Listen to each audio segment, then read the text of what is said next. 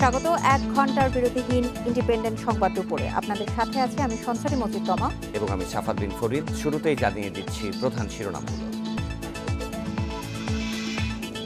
HSC ও সমমানের ফল প্রকাশ কাল। করোনায় শিক্ষা প্রতিষ্ঠানের ছুটি বাড়ল ১৪ ফেব্রুয়ারি পর্যন্ত।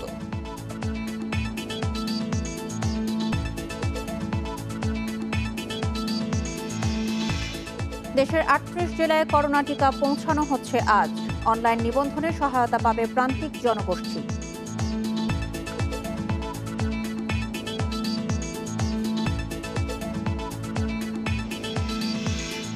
নৌবাহিনীর জাহাজে ভাসানচরে গেলেন আরও ১,৭৭৮ রোহিঙ্গা।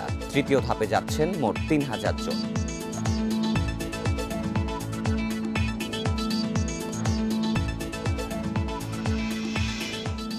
চট্টগ্রাম সিটি নির্বাচনে ১৯ লাখ ভোটারের ১৫ লাখই ভোট দেননি। সহিংসতায় কমেছে আগ্রহ, বলছেন বিশ্লেষকেরা।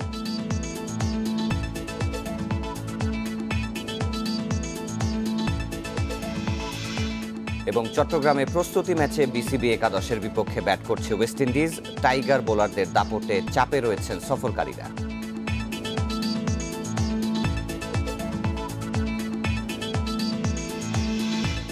প্রধান শিরোনামগুলো জানাচ্ছিলাম, এবারে জানাবো বিস্তারিত খবর। এইচএসসি ও সমমানের ফল প্রকাশ করা হচ্ছে আগামীকাল সকাল 10:30টায়। এই ফল প্রকাশ করা হবে বলে জানিয়েছে শিক্ষা মন্ত্রণালয়। করোনার কারণে পরীক্ষা ছাড়া এই প্রথম ফল দেয়া হচ্ছে এবার। জেএসসি এবং এসএসসির ফলের গড় করে এইচএসসির ফল প্রকাশ করা হবে। গেল বছর ১১টি শিক্ষা বোর্ডের অধীনে ১৩,৬৫,৭৮৯ জন শিক্ষার্থীর এইচএসসি ও সমমানের পরীক্ষা দেওয়ার কথা ছিল। পরীক্ষা শুরু হওয়ার কথা ছিল গেল ১ এপ্রিল, কিন্তু করোনা পরিস্থিতিতে সংক্রমণ ঠেকাতে গেল ১৭ মার্চ থেকে শিক্ষা প্রতিষ্ঠান বন্ধ ঘোষণা করা হয়। পরে পরীক্ষা ছাড়াই ফল দেওয়ার সিদ্ধান্ত নেওয়া হয়। এ নিয়ে আইনি জটিলতা কাটাতে ২৬শে জানুয়ারি গেজেট প্রকাশ করে সরকার।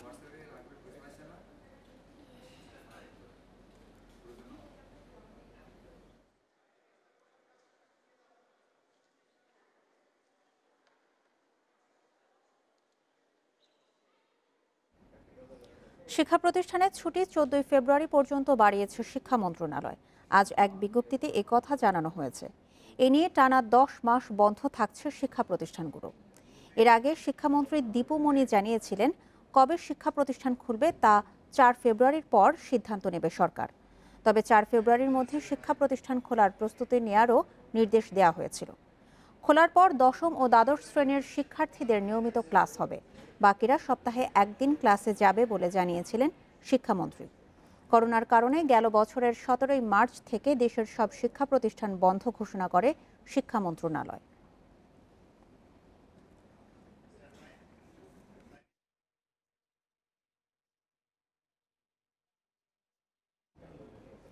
এ বিষয়ে আরো বিস্তারিত জানাতে বার্তা কক্ষ থেকে যোগ দিচ্ছেন আমাদের সহকর্মী নূরে আলম। নূরে আলম, এইচএসসি ও সমমানের পরীক্ষার ফল এবার কিভাবে মূল্যায়ন করা হচ্ছে? শিক্ষার্থীরা কিভাবে জানতে পারবে এই ফল? গত বছরের এইচএসসি ও সমমানের পরীক্ষাটি ১ এপ্রিল অনুষ্ঠিত হওয়ার কথা ছিল, কিন্তু করোনার কারণে সেটি নেওয়া সম্ভব হয়নি। পরবর্তীতে জেএসসি এবং এসএসসি পরীক্ষার ফলাফলের মূল্যায়ন করে গড় করে এই ফলটি প্রকাশের সিদ্ধান্ত নেয় শিক্ষা মন্ত্রণালয়। আমি কিছুক্ষণ আগেই শিক্ষামন্ত্রী দীপু মনির সাথে কথা বলেছিলাম। তিনি আমাকে যেটি জানিয়েছেন, আগামীকাল সকাল 10:30টায় আনুষ্ঠানিকভাবে ভার্চুয়ালি প্রধানমন্ত্রীর হাতে এই 11টি বোর্ডের চেয়ারম্যানরা এই ফলাফলটি তুলে দেবেন এবং প্রধানমন্ত্রীর পক্ষ থেকে শিক্ষামন্ত্রী সেই ফলাফলগুলো তাদের কাছ থেকে নেবেন এবং প্রধানমন্ত্রী ভার্চুয়ালি সেই উদ্বোধনী অনুষ্ঠানে থাকবেন। সকাল 10:30টার সময় এই অনুষ্ঠানটি আন্তর্জাতিক মাতৃভাষা ইনস্টিটিউটে অনুষ্ঠিত হবে। তারপরেই শিক্ষার্থীরা তাদের ফলাফল অনলাইনে দেখতে পারবেন। আমি বোর্ডের কর্মকর্তাদের সাথে কথা বলেছিলাম, তারা আমাকে যেটি জানিয়েছেন, সকাল 11:30টা নাগাদ শিক্ষার্থীরা অনলাইনে তাদের ফলাফলটি দেখতে পারবেন। সব বোর্ডের ওয়েবসাইটেও তারা ফলটি চাইলে দেখতে পারবেন। সেই সঙ্গে শিক্ষা মন্ত্রণালয় থেকে একটি আহ্বান জানানো হয়েছে, এই করোনাকালীন সময়ে শিক্ষার্থীরা যাতে কলেজে না আসে ফলাফল দেখার জন্য, সেটির জন্য আহ্বান জানানো হয়েছে। শিক্ষার্থী এবং অভিভাবকরা তারা যাতে বাসায় বসেই তাদের ফলাফলটি দেখে এবং তারা তাদের আনন্দ বাসায় বসে উদযাপন করে। অন্যান্য বছর আমরা যেমনটি দেখি যে ফল যেদিন দেওয়া হয় শিক্ষার্থীরা দলে দলে কলেজে আসে, এইচএসসি পরীক্ষার ফলাফলের পর তারা সেখানে তাদের বন্ধুবান্ধবের সাথে উদযাপন করে। সেটি থেকে বিরত থাকার আহ্বান শিক্ষা মন্ত্রণালয়ের পক্ষ থেকে এবার জোরালোভাবে জানানো হয়েছে এবং প্রতিষ্ঠান প্রধানদেরকেও সে বিষয়ে নির্দেশনা দেওয়া হয়েছে। প্রতিষ্ঠান প্রধানরা যাতে শিক্ষার্থীদের কাছে এই বক্তব্যটি পৌঁছে দেন সেজন্য তাদেরকে বলা হয়েছে। সেই সঙ্গে ছুটি বাড়ানো হয়েছে 14 ফেব্রুয়ারি পর্যন্ত। আজকে দুটি বড় সিদ্ধান্ত এসেছে। তো 14 ফেব্রুয়ারি পর্যন্ত ছুটি বাড়ানোর পরে শিক্ষা মন্ত্রণালয়ের পক্ষ থেকে বলা হচ্ছে যাতে শিক্ষার্থীরা ক্লাস করার জন্য মানসিক প্রস্তুতি নিয়ে রাখেন, কারণ এর পরেই শিক্ষা প্রতিষ্ঠান খুলে দেওয়ার এক ধরনের ভাবনা রয়েছে এবং সেই অনুযায়ী শিক্ষা মন্ত্রণালয় প্রস্তুতি নিচ্ছে। এর আগে তারা নির্দেশনাও দিয়েছিল যে 4 ফেব্রুয়ারির মধ্যে শিক্ষা প্রতিষ্ঠানগুলোকে প্রস্তুত হওয়ার, মানে স্বাস্থ্যবিধি মেনে সেখানে তাপমাত্রা মাপার যন্ত্র সহ অন্যান্য যে সকল বেসিন আর দেয়ালে দেয়ালে নো মাস্ক নো সার্ভিস এই ধরনের প্রচারণা চালানোর জন্য শিক্ষা মন্ত্রণালয়ের পক্ষ থেকে শিক্ষা প্রতিষ্ঠানগুলোকে নির্দেশ দেওয়া হয়েছে এবং শিক্ষার্থীরা যখন স্কুলে আসবে তারা যাতে মাস্ক ছাড়া প্রবেশ না করে সে বিষয়ে সতর্ক থাকার জন্য মন্ত্রণালয়ের পক্ষ থেকে নির্দেশনা দেওয়া আছে। তাই বলা যায় যে শিক্ষা প্রতিষ্ঠান খোলার চিন্তাভাবনা শিক্ষা মন্ত্রণালয়ের খুব জোরালোভাবে আছে। তারা সেই প্রস্তুতি নিয়ে রাখছে এবং তাদের সবচেয়ে বেশি অগ্রাধিকার দেওয়া হচ্ছে, তারা সবচেয়ে বেশি অগ্রাধিকার দিচ্ছেন এসএসসি এবং এইচএসসি পরীক্ষার্থীদের। যারা এবার এসএসসি পরীক্ষা দিবেন এবং এইচএসসি পরীক্ষা দিবেন তাদের বিষয়ে কিছু সুনির্দিষ্ট পরিকল্পনা শিক্ষা মন্ত্রণালয় এরই মধ্যে করে রেখেছেন যে যদি ফেব্রুয়ারির মাঝামাঝি সময় থেকে এসএসসি পরীক্ষার্থীদের ক্লাস শুরু করা সম্ভব হয় তাহলে সেই ক্লাস কার্যক্রমটি চলবে মে মাসের 9 তারিখ পর্যন্ত এবং জুন মাসে এই এসএসসি পরীক্ষা নেয়ার ভাবনা শিক্ষা মন্ত্রণালয়ের। জুন মাসের যে কোনো সময় তারা পরীক্ষাটি শুরু করতে চাচ্ছেন। আর এইচএসসি পরীক্ষার্থীদের ক্ষেত্রে এই ফেব্রুয়ারির মাঝামাঝি সময় যদি ক্লাস শুরু করা যায় তাহলে তাদের ক্লাসটি চালানো হবে। আরেকটি বিষয় জানাবেন, দশম এবং দ্বাদশ শ্রেণীর শিক্ষার্থীদের যে নিয়মিত ক্লাসের কথা বলা হচ্ছে এবং অন্যান্য ক্লাসে যারা পড়াশোনা করছেন তারা যে সপ্তাহে একদিন করে ক্লাস করবেন এই বিষয়ে শিক্ষক এবং অভিভাবকরা কি বলছেন? আমি সেটাই বলছিলাম যে যারা এখন এইচএসসি পরীক্ষার্থী রয়েছে তাদের ক্লাসটি এই ফেব্রুয়ারির মাঝামাঝি সময় থেকে শুরু করা গেলে এই ক্লাসটি 15 জুন পর্যন্ত নেওয়া হবে বলে শিক্ষা মন্ত্রণালয় থেকে পরিকল্পনা করা হয়েছে এবং সেই সাথে শিক্ষা মন্ত্রণালয় থেকে এবার একটি নির্দেশ দেওয়া হয়েছে যে স্কুল খোলার সাথে সাথে অথবা কলেজ খোলার সাথে সাথে কোনো ধরনের নির্বাচনী পরীক্ষা নেওয়া যাবে না এবং নির্বাচনী পরীক্ষার নামে অন্যান্য বছর আমরা যেরকমটি দেখি বিভিন্ন ধরনের ফি নেওয়া হয়, সেই ফি এবার কোনো স্কুল এবং কলেজ নিতে পারবে না বলে শিক্ষা মন্ত্রণালয়ের পক্ষ থেকে জোরালোভাবে নির্দেশনা দেওয়া হয়েছে এবং বলা হয়েছে এই নির্দেশনা যদি কোনো প্রতিষ্ঠান না মানে তাহলে তাদের বিরুদ্ধে কঠোর ব্যবস্থা নেওয়া হবে। সেক্ষেত্রে শ্রেণীকক্ষে মূল্যায়নের একটি কথা শিক্ষা মন্ত্রণালয়ের পক্ষ থেকে বলা হয়েছে যে এই 1 সপ্তাহ 2 সপ্তাহ ক্লাস নেওয়ার পরে শ্রেণীকক্ষে। আমাদেরকে আরেকটি বিষয় জানাবেন, এসএসসি এবং এইচএসসির যে সিলেবাস কমনের বিষয়টির কথা বলা হচ্ছিল, এই বিষয়ে কি কোনো সিদ্ধান্ত নেওয়া হয়েছে কিনা? আমি সেই সিলেবাসের প্রসঙ্গে আসছিলাম, তার আগে আমি এইটি একটু শেষ করে নেই যে তাদের যে ক্লাস এই নির্বাচনী পরীক্ষার নামে এই ধরনের কোনো ফি নিতে পারবে না, শুধুমাত্র শ্রেণীকক্ষে তারা একটি মূল্যায়ন করবে যে তারা যে কয়েক সপ্তাহ ক্লাস করবে তার উপরে একটি সংক্ষিপ্ত মূল্যায়ন হবে, সেটার উপরেই নির্ধারণ হবে কারা এবার এসএসসি পরীক্ষা অথবা এইচএসসি পরীক্ষায় বসবে।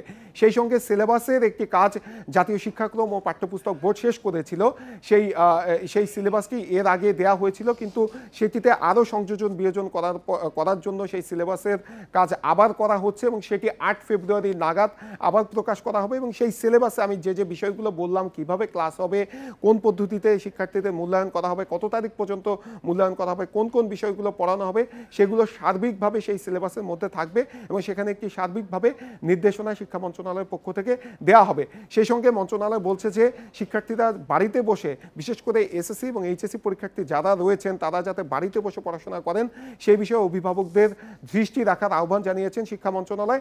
আর শিক্ষা প্রতিষ্ঠান খুললে এই এসএসসি এবং এইচএসসি পরীক্ষার্থী ছাড়া বাকি যে শ্রেণীগুলো রয়েছে সেই শ্রেণী শিক্ষার্থীদেরকে সপ্তাহে একদিন করে ক্লাসে নিয়ে আসার এখন পর্যন্ত পরিকল্পনা তাদের। এইচএসসি ও সমমানের পরীক্ষার ফল প্রকাশ এবং শিক্ষা প্রতিষ্ঠান খোলার বিষয়ে সবশেষ তথ্য জানাচ্ছিলেন আমাদের সহকর্মী নুরে আলম। এদিকে ইংলিশ মিডিয়াম স্কুলগুলো এখনও খোলার জন্য প্রস্তুতি নেওয়া হচ্ছে না। স্কুল কর্তৃপক্ষ বলছে অভিভাবকদের বেশিরভাগই শিক্ষার্থীদের স্কুলে পাঠাতে ইচ্ছুক না, তাই তারা প্রস্তুতি নিচ্ছে না। তবে শিক্ষা মন্ত্রণালয় বলছে খোলার সিদ্ধান্ত হলে অবশ্যই তাদের স্কুল খুলতে হবে। শিক্ষা প্রতিষ্ঠান খোলার জন্য 4 ফেব্রুয়ারির মধ্যে প্রস্তুতি নেওয়ার নির্দেশ দেয় মন্ত্রণালয়। স্বাস্থ্যবিধি মেনে ফেব্রুয়ারি মাসে স্কুল খোলার পরিকল্পনা শিক্ষা মন্ত্রণালয়ের। তবে ইংলিশ মিডিয়াম স্কুলগুলো এখনও খোলার কোনো প্রস্তুতি নিচ্ছে না। স্কুল কর্তৃপক্ষ বলছে অনলাইনে ক্লাস কার্যক্রম ভালোভাবেই চালিয়ে যেতে পারছে তারা, তাই আরও 2 মাস তারা এভাবেই শিক্ষা কার্যক্রম চালাতে চান। বেশিরভাগ প্যারেন্টসের যে অভিমত সেটা হলো যে যেহেতু আমরা অনলাইন কার্যক্রম খুব ভালোভাবে চালিয়ে যাচ্ছি, ছাত্রছাত্রীরা স্কুল সবাই মিলে এটা খুব সাকসেসফুলি চলছে, কাজেই তাড়াহুড়া না করে হয়তো আরেকটু অপেক্ষা করা যেতে পারে। ইংলিশ মিডিয়াম স্কুলের অভিভাবক সংগঠনও বলছে আরও কিছুদিন তারা শিক্ষার্থীদের স্কুলে পাঠাতে চান না। শিক্ষার্থীরা অবশ্য স্কুলে যেতে আগ্রহী। কতটুকু পারবে একটা ছোট বাচ্চা নিজেকে মেনটেন করতে, এটা আমার কাছে একটু ভাবনার বিষয়। আর একটা মাস পরেও যদি খুলতো, শীতটা আরেকটু কমতো, তাহলে হয়তো কিছুটা স্বস্তি বোধ করতো গার্ডিয়ানরা। এখন অনলাইন ক্লাসে কোনো সমস্যা হচ্ছে না, কিন্তু স্কুল খুললেও কোনো সমস্যার কারণ বন্ধুদের সাথে দেখা করতে পারবো। শিক্ষা মন্ত্রণালয় বলছে অভিভাবকরা চাইলে সন্তানকে স্কুলে নাও পাঠাতে পারেন, কিন্তু নির্দেশ দেয়া হলে সব ধরনের স্কুলকেই খুলতে হবে, না খোলার কোনো সুযোগ নেই। কোনো ছাত্র যদি নিজেকে কমফোর্ট ফিল না করে, সে নিজে থেকে যদি আসতে না চায়, তাহলে জোর করা হবে না। কিন্তু শিক্ষা প্রতিষ্ঠান ক্লাস নেবে না, বন্ধ করে দেবে আমাদের সরকারি নির্দেশ অমান্য করে, এটার সুযোগ বোধ হয় নাই। আগামী মে ও জুন মাসের ও লেভেল এবং এ লেভেলের পরীক্ষা সশরীরে নেয়ার কথা জানিয়েছে ইংলিশ মিডিয়াম স্কুল কর্তৃপক্ষ। নূরে আলম, ইন্ডিপেন্ডেন্ট নিউজ, ঢাকা। 38 জেলায় আজই যাচ্ছে বেক্সিমকোর আনা অক্সফোর্ডের 50 লাখ ডোজের প্রথম চালানের করোনার টিকা। 31শে জানুয়ারির মধ্যে পৌঁছবে সব জেলায়। করোনা সংক্রমণ বেশি হওয়ায় টিকাও বেশি যাচ্ছে চট্টগ্রামে, আর সংক্রমণ কম হওয়ায় কম টিকা যাচ্ছে বান্দরবান, খাগড়াছড়ি, মেহেরপুর ও ঝালকাঠি জেলায়। বহুল প্রত্যাশিত করোনার টিকা দেশে আসে সোমবার। ভারতের সেরাম ইনস্টিটিউট থেকে কেনা 3 কোটি ডোজের প্রথম চালান 50 লাখ ডোজ টিকা রাখা হয় বেক্সিমকো ফার্মার ওয়্যারহাউসে। বেক্সিমকো বাংলাদেশের সেরাম ইনস্টিটিউটের সোল এজেন্ট। চুক্তির শর্ত অনুযায়ী টিকাগুলো নিজস্ব ব্যবস্থাপনায় জেলা পর্যায়ে পৌঁছে দেওয়ার কথা বেক্সিমকোর। বিশেষ ফ্রিজার ভ্যানে পাঠানো হচ্ছে 38 জেলায়। বাকি জেলায় টিকা পৌঁছাবে 31 জানুয়ারির মধ্যেই। সেখান থেকে বিভিন্ন কেন্দ্রে টিকা পাঠাবে স্বাস্থ্য বিভাগ। এখান থেকে আপনি যে ডেস্টিনেশনে যাওয়ার পরে প্রত্যেকটা সিভিল সার্জনের অফিসে রেসপন্সিবল পার্সন আছেন, ওখানে ওনারা ভ্যাকসিন রিসিভিং রিপোর্ট আছে, একটা রিপোর্ট যেখানে ওনারা কতগুলি কোয়ান্টিটি পাওয়ার কথা ওনাদের, তারপরে হচ্ছে টেম্পারেচার ঠিকভাবে সংরক্ষণ করা ছিল কি না, সমস্ত ডকুমেন্ট ওনারা চেক করে আমাদেরকে জানাবে যে ওনারা যতটুকু পাওয়া দরকার ততটুকু ওনারা পেয়েছেন কিনা। ঢাকার বাইরে সবচেয়ে বেশি করোনা সংক্রমণ ও মৃত্যু চট্টগ্রামে, তাই টিকা বিতরণে অগ্রাধিকার পেয়েছে বন্দরনগরী। এই বিভাগে সবচেয়ে বেশি 12,60,000, এরপরই রাজশাহীতে 6,72,000, রংপুরে 6 লাখ, ঢাকা ও খুলনা বিভাগে সমান সংখ্যক 5,88,000, ময়মনসিংহে 5,04,000, সিলেটে 4,44,000 ও বরিশালে 3,48,000 টিকা যাচ্ছে। সংক্রমণ কম থাকায় জেলা হিসেবে টিকাও কম পাচ্ছে বান্দরবন, খাগড়াছড়ি, মেহেরপুর ও ঝালকাঠি। প্রতি জেলায় যাবে 12,000 ডোজ। টিকা সংরক্ষণে ব্যবহার হবে সারা দেশের জেলা ও উপজেলা পর্যায়ের ইপিআই স্টোর। ভ্যাকসিন রিসিভ করার জন্য একটা কমিটিও করা আছে, যারা যখন বেক্সিমকো যখন টিকাটা নিয়ে যাবে তাদের কাছ থেকে যেমন রিসিভ করা হবে, কোল্ড চেইন মেনটেন করার বিষয়গুলো হয়েছে কিনা, সেখানে টেম্পারেচার রেকর্ড করার সিস্টেম আছে, যে কখনোই টেম্পারেচার যেই রেঞ্জে থাকার কথা তার বাইরে গেছে কিনা সেটা দেখা হবে, এবং জেলা থেকে পরবর্তীতে আমাদের ইপিআই ব্যবস্থার মাধ্যমে আমরা উপজেলাটাকে পৌঁছে দেব। বেক্সিমকোর আনা 50 লাখ ডোজ টিকার সবই যাচ্ছে রাজধানীর বাইরে। উপহারের 20 লাখ থেকে প্রথম দফায় 10 লাখ ডোজ টিকা রাখা হয়েছে রাজধানীর জন্য। Hasan Misba, independent news, Dhaka. এদিকে প্রথম ধাপে দেশের বিভিন্ন জেলায় পৌঁছেছে বেক্সিমকোর আনা করোনার টিকা। বিশেষ ফ্রিজার ভ্যানে করে পৌঁছে দেওয়া হচ্ছে এসব টিকা। বরিশালে দফায় 1,68,000 ডোজ আনা হয়েছে। এর মধ্যে 48,000 ডোজ সংরক্ষণ করা হবে আপৎকালীন পরিস্থিতির জন্য। ফরিদপুরে পৌঁছেছে 60,000 ডোজ। জেলার প্রতিটি উপজেলায় একটি, ফরিদপুর মেডিকেল কলেজ হাসপাতালে 4টি ও সদর হাসপাতালে একটি করে মোট 13টি কেন্দ্র থেকে দেয়া হবে টিকা। টাঙ্গাইলে 1,20,000 ডোজ টিকা গ্রহণ করেছেন জেলার সিভিল সার্জন। তিনি জানান, ভ্যাকসিন সংরক্ষণে সার্বক্ষণিক বিদ্যুৎ নিশ্চিতের পাশাপাশি নিরাপত্তার জন্য পুলিশ মোতায়েন করা হয়েছে। চুয়াডাঙ্গায় পৌঁছানো ৩৬,০০০ টিকা যাবে জেলা সদর সহ উপজেলা হাসপাতালগুলোতে। সিভিল সার্জন জানান ৫০টি টিম জেলায় করোনা টিকা নিয়ে কাজ করবে।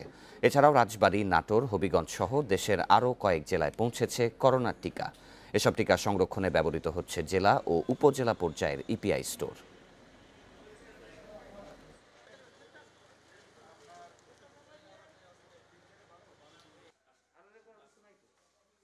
আইএলআর আছে 9টা, ডাব্লিউএইচও আছে 1টা।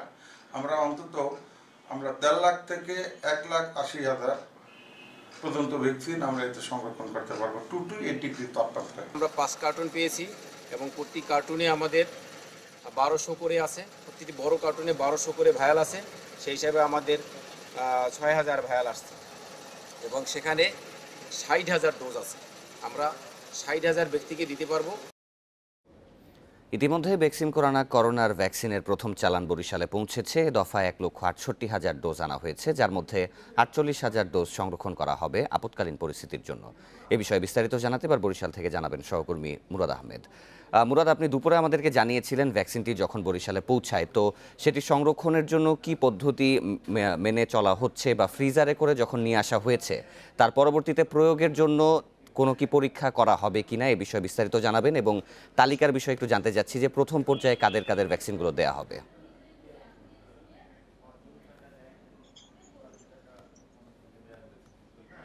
ধন্যবাদ। আসলে আপনি জানেন যে প্রায় 12:30টার দিকে বরিশালে এসে প্রথম চালানটি পৌঁছায়। তো আমি যেখানে দাঁড়িয়ে আছি এটি হচ্ছে বরিশালের সিভিল সার্জন কার্যালয়। আমার বাম পাশে ঠিক ইপিআই স্টোরেজ রয়েছে, সেখানে এই টিকাগুলো সংরক্ষণ করা হয়েছে। বরিশালে আমরা আজকে দেখেছি ওনারা রিসিভ করেছেন 1,68,000 ডোজ, তার মধ্যে 48,000 ধরে নিতে হবে আপদকালীন ডোজ। এটা ওনারা ঘোষণাই করে দিয়েছেন, বাকিগুলো এখানে পুশ করা হবে। আর যেটি বিষয় হচ্ছে যে এখানকার যিনি স্বাস্থ্য পরিচালক রয়েছেন তিনি বলেছেন যে বরিশাল বিভাগের 6টি জেলার মধ্যে পিরোজপুর বাদে সমস্ত অন্য সবগুলো জেলাগুলোতে আজ 3,12,000 ডোজ টিকা এসে পৌঁছেছে আপৎকালীন সংরক্ষণ সহ।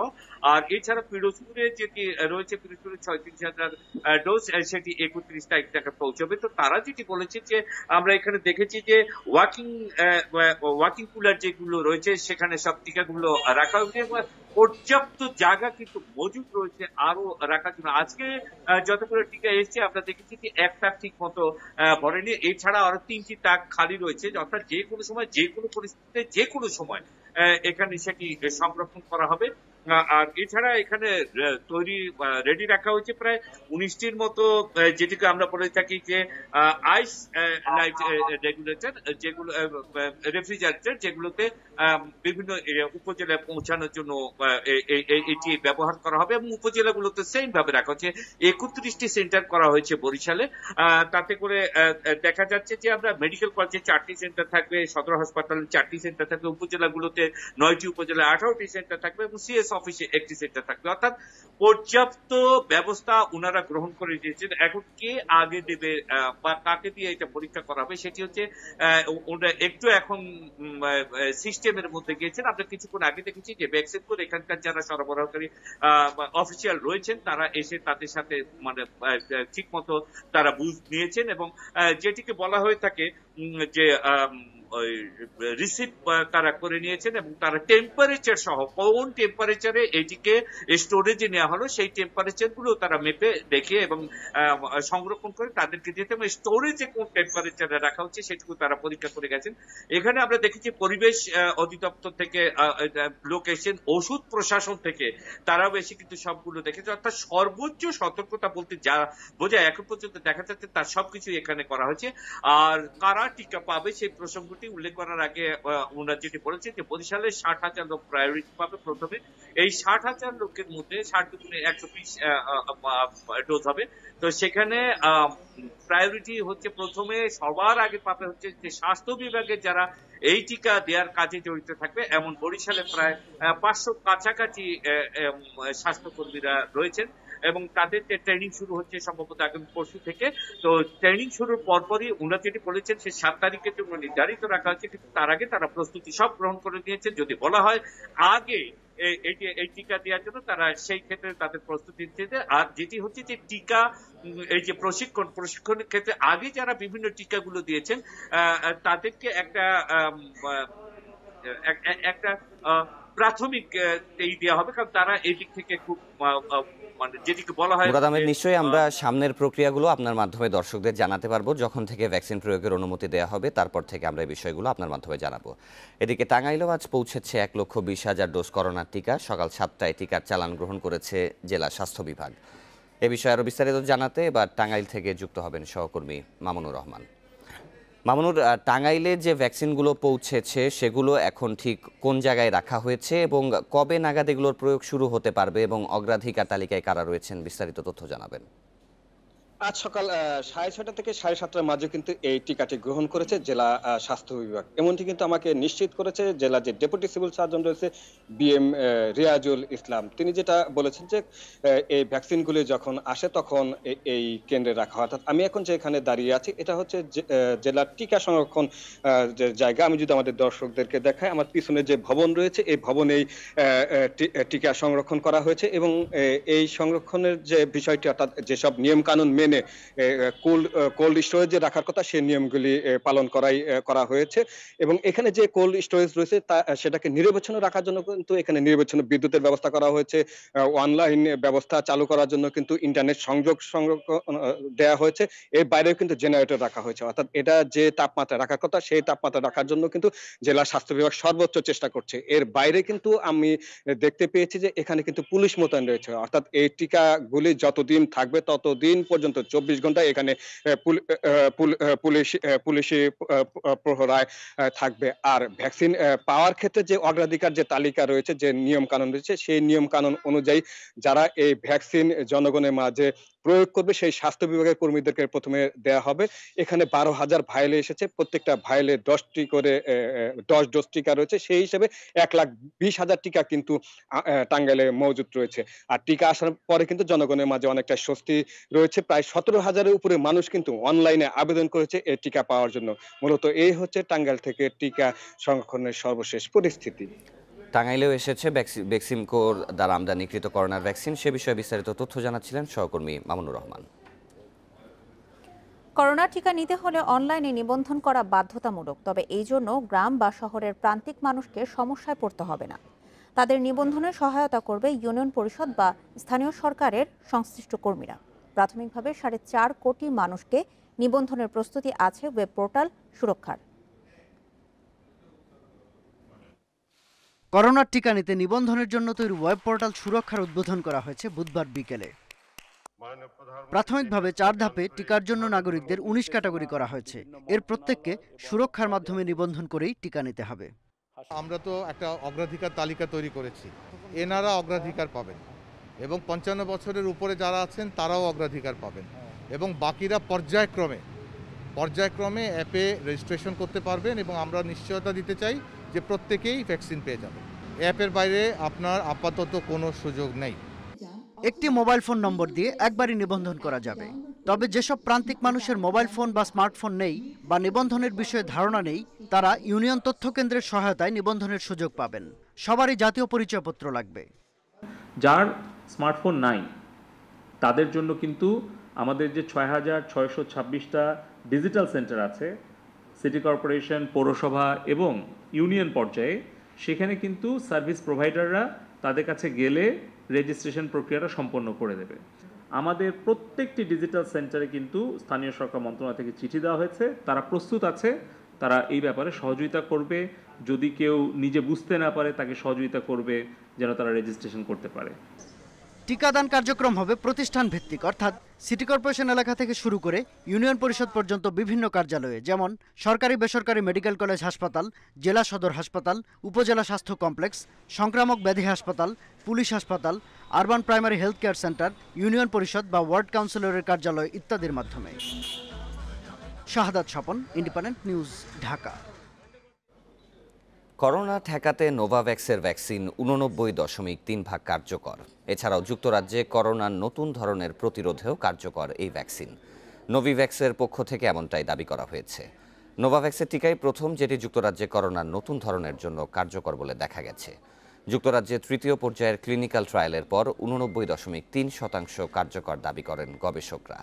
18 থেকে 84 বছর বয়সী 15,000 মানুষের ওপর এই টিকা প্রয়োগ করা হয়েছে। এর মধ্যে 27% মানুষের বয়স 65 বছরের বেশি। এ ভ্যাকসিন নিয়ে খুবই আশাবাদী যুক্তরাজ্যের প্রধানমন্ত্রী বরিস জনসন।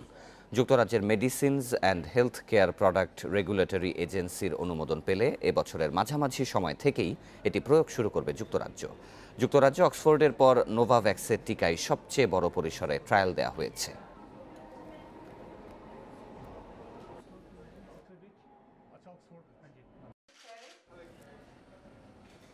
তৃতীয় দফায় মোট 3,000 রোহিঙ্গা যাচ্ছেন ভাসানচরের আবাসনে। এরই মধ্যে চট্টগ্রাম থেকে রওনা হয়ে 1,778 রোহিঙ্গা ভাসানচরে পৌঁছেছেন। পতেঙ্গা থেকে নৌবাহিনীর 4টি জাহাজে করে তাদের ভাসানচরে নেওয়া হয়। শনিবার আরও 1,222 জনকে ভাসানচরে নিয়ে যাবে নৌবাহিনী। সকাল 9টায় প্রথম জাহাজটি চট্টগ্রাম ছেড়ে যায়।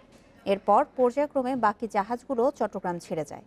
ভাসানচরে থাকা স্বজনদের কাছ থেকে সেখানকার পরিস্থিতি জেনেই ভাসানচরে যেতে রাজি হয়েছেন বলে জানিয়েছে রোহিঙ্গারা। এর আগে বৃহস্পতিবার কক্সবাজারের উখিয়া ও টেকনাফের রোহিঙ্গা শিবির থেকে চট্টগ্রামে নেওয়া হয় তাদের। রাতে রাখা হয় বিএফ শাহিন কলেজ ট্রানজিট ক্যাম্পে। সকালে নৌবাহিনীর জাহাজে করে নেওয়া হয় ভাসানচরে। এর আগে 4 ডিসেম্বর প্রথম ধাপে 1,642 জন রোহিঙ্গা ভাসানচরে যান।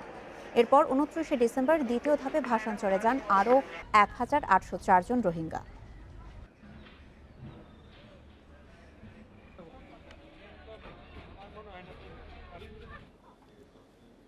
বিশ্বজুড়ে করোনায় মোট মৃত 22 লাখ ছাড়িয়েছে, মোট আক্রান্ত 10 কোটি 20 লাখের বেশি। বিশ্বে একদিনে করোনায় আরও 16,000-এর বেশি প্রাণহানি হয়েছে। নতুন করে আক্রান্ত হয়েছেন 6 লাখের বেশি মানুষ। সংক্রমণ শুরুর 1 বছর পরও নিয়ন্ত্রণের বাইরে করোনা ভাইরাস। প্রতিদিন বাড়ছে সংক্রমণ ও মৃতের সংখ্যা। গত 24 ঘন্টায় সবচেয়ে বেশি যুক্তরাষ্ট্রে 3,900 মানুষ মারা গেছে। শনাক্ত 1,62,000 রোগী। অ্যারিজোনা রাজ্যে বেড়েছে বিস্তার। ব্রাজিলে আবারও বেড়েছে করোনার সংক্রমণ। একদিনে সেখানে 1,400 মানুষ মারা গেছে, আর ভাইরাস পাওয়া গেছে 60,000-এর দেহে। শুক্রবার মেক্সিকোতে প্রাণ গেছে 1,500 জনের। এ নিয়ে ওয়ার্ল্ডোমিটারের মোট মৃতের সংখ্যায় ভারতকে ছাড়িয়ে গেছে দেশটি। এ পর্যন্ত 1,55,000-এর বেশি মানুষের মৃত্যুর সাক্ষী হয়েছে মেক্সিকো। যুক্তরাজ্যে একদিনে 1,239 জন মারা গেছে। নতুন রোগী শনাক্ত হয়েছে 28,000। বিস্তার কমাতে শুক্রবার থেকে সংযুক্ত আরব আমিরাত, বুরুন্ডি এবং রুয়ান্ডার সাথে ফ্লাইট বন্ধের ঘোষণা দিয়েছে ব্রিটিশ সরকার। সংক্রমণ বাড়ায় ফেব্রুয়ারির 14 তারিখ পর্যন্ত বিধিনিষেধ জারি থাকবে পোল্যান্ডে। রোগীর ঢল সামলাতে হিমশিম খাচ্ছে হাসপাতাল কর্তৃপক্ষ। এছাড়াও পুরো ফেব্রুয়ারি মাস জুড়ে বিধিনিষেধ জারি রাখার সিদ্ধান্ত নিয়েছে ডেনমার্ক সরকার। ভিয়েতনামের হ্যানয়ে 2 মাস পর ফের দেখা দিয়েছে করোনার সংক্রমণ। নতুন করে বিস্তার ঠেকাতে আরও কিছুদিন বিধিনিষেধ জারি রাখবে হংকং কর্তৃপক্ষ। করোনার ভ্যাকসিনের প্রথম ডোজ নিয়েছেন জাতিসংঘ মহাসচিব অ্যান্তোনিও গুতেরেস এবং মরক্কোর রাজা। 35 বছরের বেশি বয়স্কদের টিকাদান শুরু করেছে Israel. Lutfa Fauzia, independent news. আপনারা দেখছেন বিরতিহীন সংবাদ দুপুর। সংবাদে আরও যা থাকছে। দেশের উত্তর ও পশ্চিমাঞ্চলে বইছে মৃদু শৈত্যপ্রবাহ। তীব্র শীতে বিপর্যস্ত জনজীবন, দুর্ভোগে মানুষ।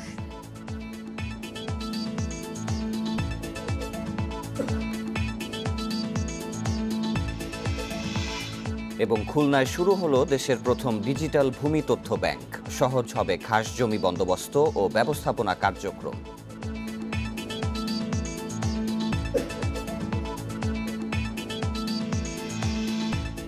লক্ষ্মীপুরের এমপি কাজী শহীদ ইসলাম পাপুলকে 4 বছরের কারাদণ্ড দিয়েছে কুয়েতের আদালত।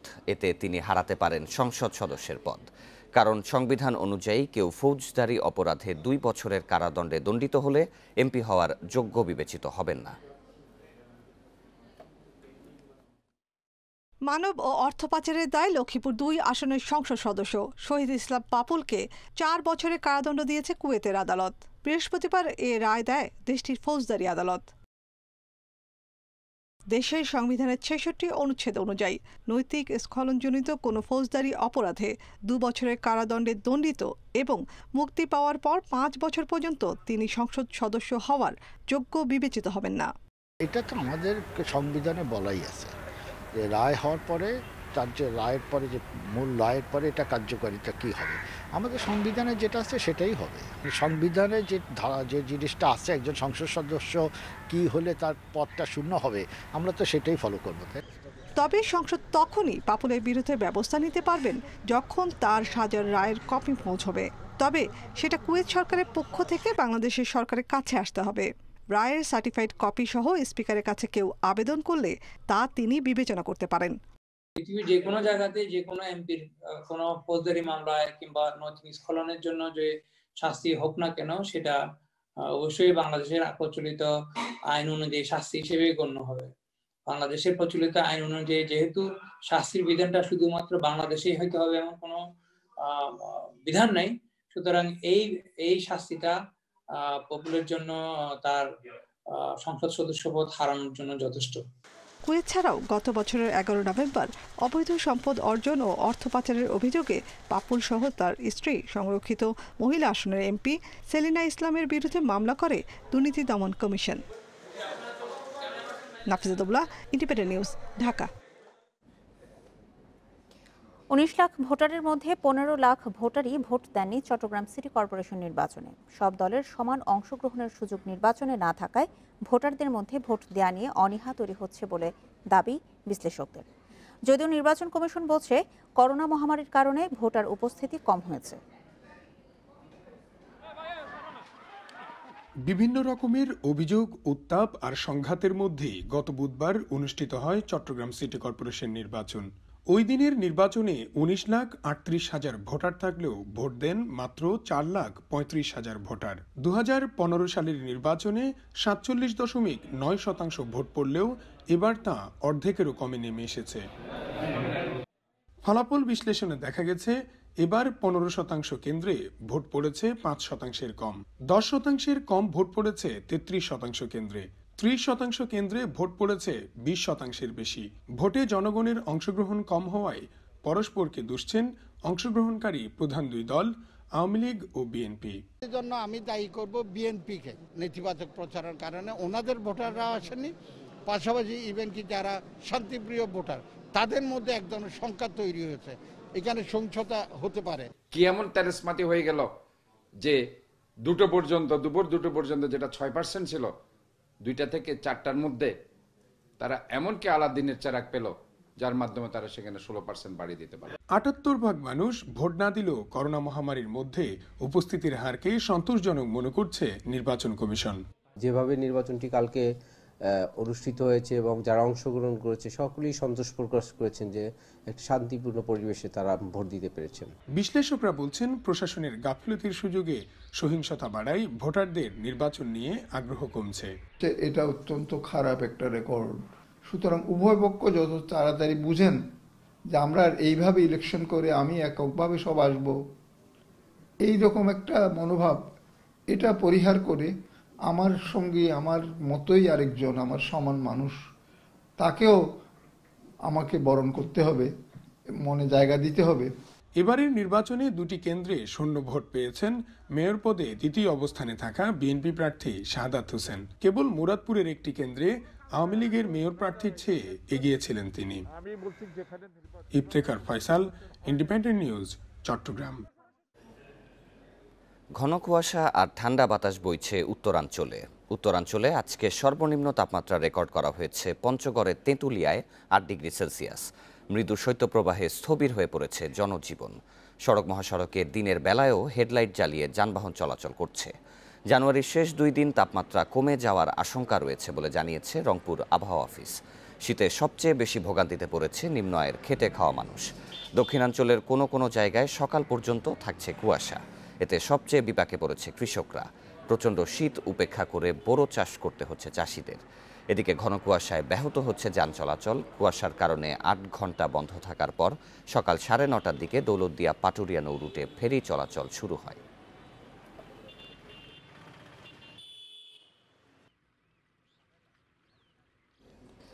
কোনোভাবেই লাগাম টানা যাচ্ছে না ভোজ্য তেলের বাড়তি দামে।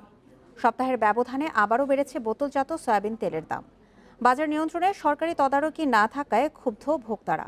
বাজারে একমাত্র সবজি মিলছে কম দামে। নিত্যপণ্যের বাজারে অস্বস্তি যেন কাটছেই না।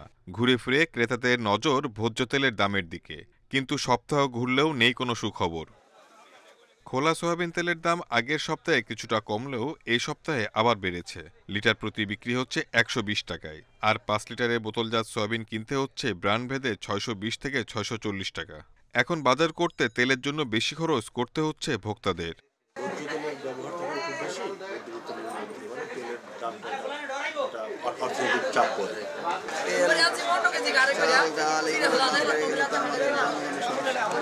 বিক্রেতাদের দাবি, সরবরাহকারী প্রতিষ্ঠানগুলো থেকে প্রতি চালানেই বেশি টাকা দিতে হচ্ছে। কবে দাম কমবে তার কোনো উত্তর নেই কারোর কাছে। আগে কিনে দেখলে আগে রেটে বেচতে হয়, আর পরে কিনে হলে পরে রেটে কিনতে হয়, কিন্তু কাস্টমার নিয়ে নানান রকম বিভ্রান্তি হইতেছে এখন। তবে বাজারে কম দামে কেনা যাচ্ছে সবজি। আলু, শিম, বেগুন সহ বেশিরভাগ সবজি পাওয়া যাচ্ছে ২০ থেকে ৩০ টাকার মধ্যে। Shahid Ahmed, independent news, Dhaka. দেশের প্রথম ডিজিটাল ভূমি তথ্য ব্যাংকের উদ্বোধন হয়েছে খুলনায়। খাস জমি বন্দোবস্ত ও ব্যবস্থাপনা কার্যক্রম আরও সহজ করতে খুলনা ল্যান্ড ম্যানেজমেন্ট সিস্টেম নামে অ্যাপ ও ওয়েবসাইট তৈরি করেছে জেলা প্রশাসন। আর এই প্রক্রিয়ায় সারা দেশে কার্যকর করা হবে ভূমি তথ্য ব্যাংক, বলেছেন ভূমিমন্ত্রী। ২০১৯ সালে খুলনায় খাস জমি বন্দোবস্ত, হাটবাজার ও জলমহল ইজারা কার্যক্রম আরও সহজ এবং স্বচ্ছ করতে ডিজিটাল ভূমি তথ্য ব্যাংক তৈরির উদ্যোগ নেয় জেলা প্রশাসন। এজন্য জমি ও স্থাপনার ছবি, খতিয়ানের ডেটাবেস তৈরি করা হয়েছে। ডেটা এন্ট্রির কাজ করেছে উপজেলা ভূমি অফিস। পাইকগাছা ভূমি কর্মকর্তা জানান, প্রতিটি খাস জমির ছবি তুলে কাগজপত্র সহ সবকিছুর ডেটাবেস করা হয়েছে। একই সঙ্গে খাস জমিতে লাগানো হয়েছে সাইনবোর্ড। সরকারি জমি আছে, সম্পত্তি আছে, সেই সকল সম্পত্তির ছবিগুলো তুলে আমরা রেজিস্টার অনুযায়ী সব তথ্যগুলো আমরা ওয়েবসাইটে আপলোড দিচ্ছি, এবং এর ফলে আমরা একটা বাস্তব একটা অবস্থা সম্পর্কে আমরা জানতে পারবো। একটি বেসরকারি সফটওয়্যার কোম্পানির সহযোগিতায় নিজস্ব অর্থায়নে এই অ্যাপ ও ওয়েবসাইট তৈরি করেছে জেলা প্রশাসন। ইনিশিয়ালি আমাদের একটা সফটওয়্যার কোম্পানি, তাদের সাথে আমরা চুক্তিবদ্ধ হই, তাদেরকে আমরা ফিনান্সিয়ালি কিছু সাপোর্ট করেছি যাতে আমাদেরকে করে। আমরা তাদেরকে বলেছি যে পরবর্তীতে যখন আমরা প্রকল্প আকারে নেব তখন হয়তো তাদেরকে আমরা ফিনান্সিয়ালি সাপোর্ট দিব। খুলনার জেলা প্রশাসক বলছেন, এই অ্যাপ ও ওয়েবসাইটের কারণে ভূমি অফিসে সাধারণ মানুষের ভোগান্তি কমবে। এই প্রক্রিয়ায় বড় পরিসরে সারা দেশে ল্যান্ড ব্যাংক করা হবে বলে জানিয়েছেন ভূমিমন্ত্রী।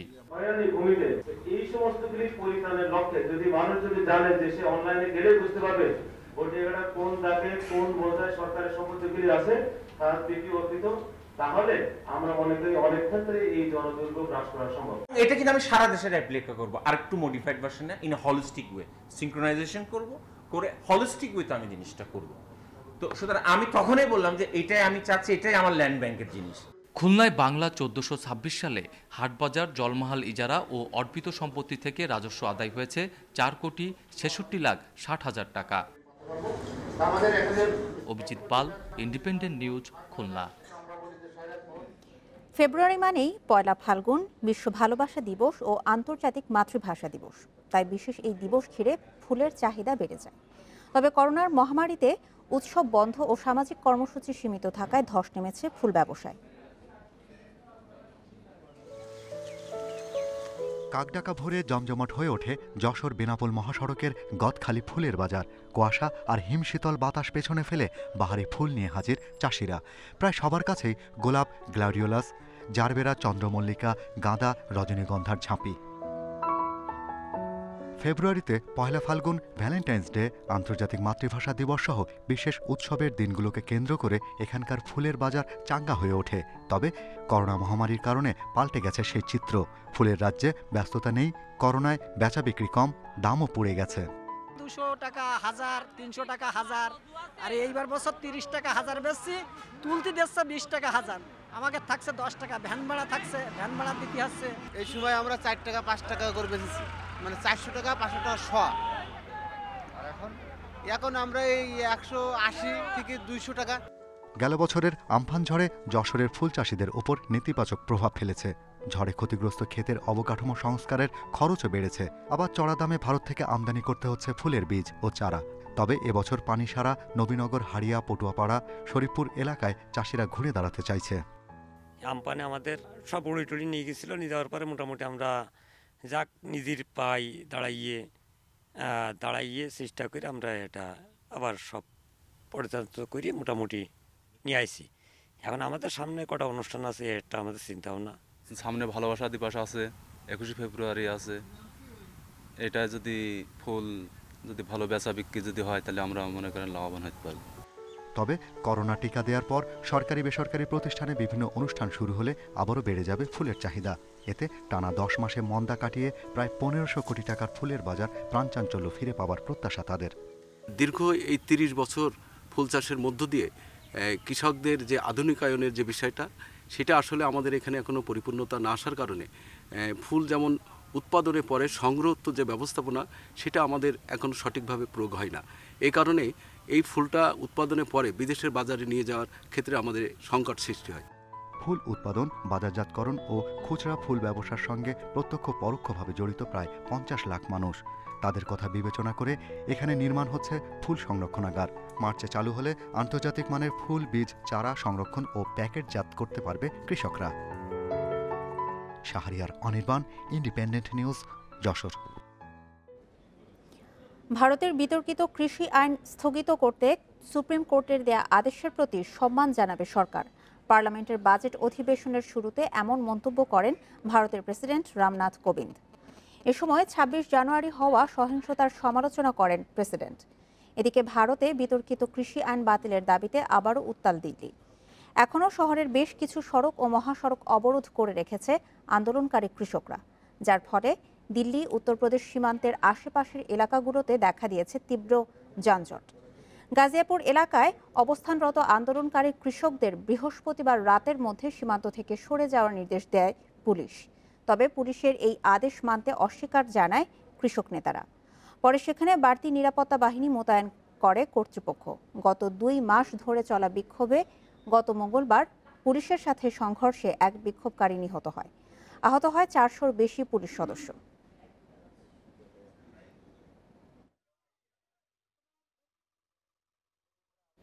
চট্টগ্রামের এম এ আজিজ স্টেডিয়ামে 3 দিনের প্রস্তুতি ম্যাচে বিসিবি একাদশের বিপক্ষে টসে জিতে ব্যাট করছে ওয়েস্ট ইন্ডিজ। এখন পর্যন্ত তাদের সংগ্রহ 5 উইকেটে 133 রান। শুরুটা ভালো করেছেন 2 ওপেনার ব্ল্যাকউড ও ব্রাথওয়েট। প্রথম ঘন্টায় স্কোরবোর্ডে যোগ করেন 50 রান। উইকেটে ঘাস থাকলেও খুব একটা বাউন্স না থাকায় পেসাররা সুবিধা করতে পারেননি। লাঞ্চের পর দ্রুত 3 উইকেট তুলে নেন দীপু, রিশাদ ও খালেদ ও রিশাদ নেন 2টি করে উইকেট। ব্রাথওয়েট করেছেন 50। তাতে চাপে পড়ে ক্যারিবিয়ানরা। এ ম্যাচে সেরা প্রস্তুতি নেওয়ার লক্ষ্য সোহান, খালেদ, সাদমান সাইফদের। তবে ক্যাচ মিস করে সুযোগ করে দিয়েছে বিসিবি একাদশের ক্রিকেটাররা। গ্যালারিতে বসে খেলা দেখছেন 2 নির্বাচক।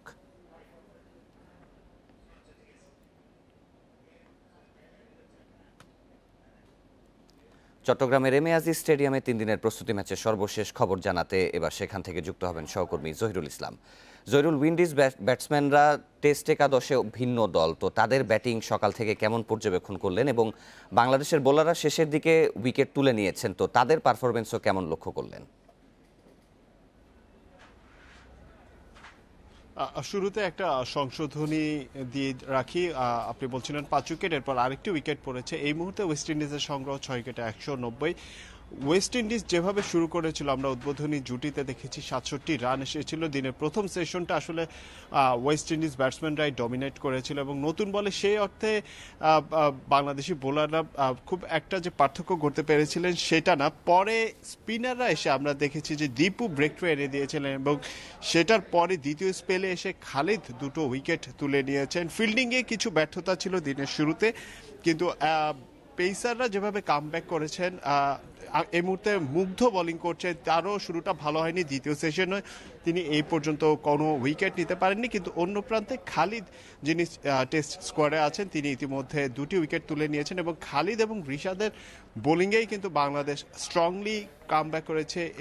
বিসিবি একাদশ এই ম্যাচে শক্ত জোরালোভাবে কামব্যাক করেছে এবং এই মুহূর্তে এখন ম্যাচের যে পরিস্থিতি আসলে দেখা যাচ্ছে যে সেই অর্থে যে বাংলাদেশ যে পুরো ডমিনেট করছে এটা বলা যাচ্ছে না, কারণ Craig Brathwaite West Indian captain তিনি এখনও পর্যন্ত কিন্তু তার চমৎকার টেম্পারমেন্ট, সকাল থেকে অন্য প্রান্তে ব্যাটসম্যানরা আসা যাওয়া করতে শুরু করেছে, কিন্তু ব্রাথওয়েট কিন্তু এক প্রান্ত ধরে রেখেছেন এবং এই উইকেটে আমরা সবুজের কিছু আভা আছে, কিন্তু বল সে অর্থে বাউন্স পাচ্ছে না এবং ব্যাটে আসে একটু নিচু হচ্ছে। তো ব্রাথওয়েট কিন্তু ফ্রন্ট ফুটে খেলছেন এবং অহেতুক ঝুঁকি নিচ্ছেন না, যেহেতু লঙ্গার ভার্সনের প্রস্তুতি ব্রাথওয়েট যে টেম্পারমেন্ট টেকনিকের প্রয়োজন সেটাই অ্যাপ্লাই করছেন। কিন্তু অন্য প্রান্তে আমরা দেখেছি যে যারা বর্নাম আছেন, বেশ কজন ব্ল্যাকউডের কথা বলতে হয়, তারা কিন্তু সে অর্থে প্রতিরোধ করতে পারেননি এবং সেটার কারণে কিন্তু ওয়েস্ট ইন্ডিজ এখন পর্যন্ত যে অবস্থা, আসলে 6 উইকেটে 190-এর কাছাকাছি রান হয়ে গেছে, কিন্তু 6টি উইকেট পড়ে গেছে। তো বাংলাদেশ দল এখন পর্যন্ত 2টি সেশন হয়ে গেছে ইতিমধ্যে এবং প্রথম 2টি সেশনের রেজাল্ট যদি আমরা বিবেচনা করি সেই হিসেবে কিন্তু বাংলাদেশিরা যদিও তারা ভালো স্টার্ট করতে পারেনি, কিন্তু বেশ ভালোভাবে ফিরে এসেছে এবং টিম ওয়ার্কের একটা বিষয় বলতে হয় যে দলগত পারফরমেন্সে ইন্ডিভিজুয়ালি কেউ না, পেসাররা স্পিনাররা দুপক্ষই কিন্তু ভালো ভূমিকা রেখেছেন এবং সেটার কারণে ওয়েস্ট ইন্ডিয়ান প্রতিরোধ সেটা ভেঙে গেছে এবং এই মুহূর্তে আসলে এই ম্যাচে, প্রস্তুতি ম্যাচে বিসিবি একাদশী আধিপত্য করছে। বিসিবি একাদশ এবং ওয়েস্ট ইন্ডিজ জাতীয় দলের মধ্যকার 3 দিনের টেস্ট ম্যাচের সর্বশেষ তথ্য জানাচ্ছিলেন সহকর্মী জহিরুল ইসলাম। টটেনহ্যাম ডিফেন্ডারদের ভুলের সুযোগ কাজে লাগিয়েছে লিভারপুল। ইংলিশ প্রিমিয়ার লিগের অ্যাওয়ে ম্যাচ জিতে টেবিলের 4-এ উঠেছে ক্লবের দল। মানে আর্নাল্ড ফিরমিনোর গোলে লিভারপুলের জয় 3-1 ব্যবধানে।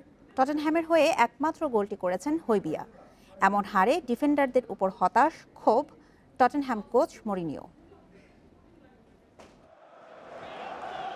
শুরুতে এই মোমেন্টাম পেতে পারত টটেনহ্যাম। সনের এমন দুর্দান্ত গোল ভারে কাটা পড়বে ভাবেননি মরিনিও। প্রতিপক্ষ ফুটবলাররাও তো অফসাইডের দাবি করেননি। গোল চেকের নিয়মে ধরা পড়ে অল্পের জন্য অফসাইড হয়েছেন সাউথ কোরিয়ান তারকা। বিগ ম্যাচের স্নায়ুচাপে লিভারপুল যতটা ভালো খেলেছে তার চেয়ে বেশি ভুল করেছে স্পার্স।